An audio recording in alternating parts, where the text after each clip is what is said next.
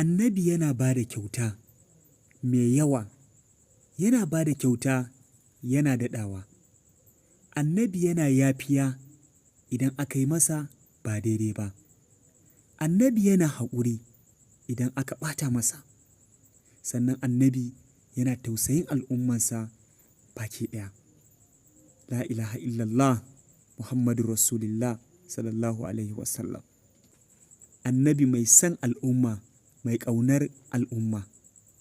A lokacin da annabi sallallahu alaihi wasallam sai bar duniya, al'ummansa yake tunawa.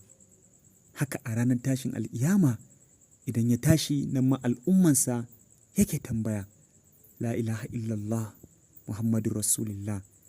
Annabi mai tausayin al'umma. Wallahi duk cikin halittun Allah babu tamkar annabi Muhammad.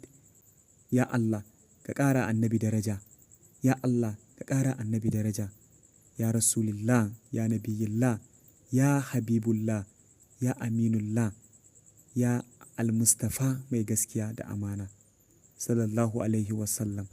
Baban Alƙasim da Fatima.